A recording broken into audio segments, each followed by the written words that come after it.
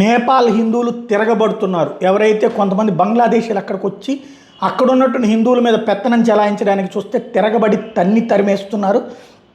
ఏదైతే నేపాల్లోని బరా డిస్ట్రిక్ట్ కటోరియా దగ్గర హిందువులు అక్కడ ఉన్నటువంటి వాళ్ళు ఈ మధ్యకాలంలో బంగ్లాదేశ్ నుంచి వచ్చిన వాళ్ళు పక్కన ఉన్నటువంటి పాకల వేసుకున్నారు, ఆ తర్వాత షెడ్లు వేసుకున్నారు. నిదానంగా అక్కడ ఒక మసీదు నిర్మాణం చేసేసారు.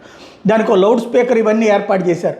అదేంటి అంటే అది మా మత సంప్రదాయము, మేము ఇక్కడ అట్లాగే జీవిస్తాం, మా దేశంలోంచి ఇక్కడికి వచ్చాం కాబట్టి మేమేం తగ్గమన్నారు. అట్టయితే మీ దేశానికి వెళ్ళిపోండి అన్నారు. అట్టెందుకు వెళ్తాం, మాది ఇప్పుడు మేము ఇక్కడ ఉన్నాం కాబట్టి ఇదే మా మా దేశం అన్నారు. దాంతో అక్కడ ఆ అక్రమంగా కట్టినటువంటి మసీదు ధ్వంసంతో పాటుగా ఆ ప్రాంతంలో పెద్ద ఎత్తున దాడులకు దిగి తరిమివేసినటువంటి సంఘటన సంచలనం సృష్టిస్తోంది.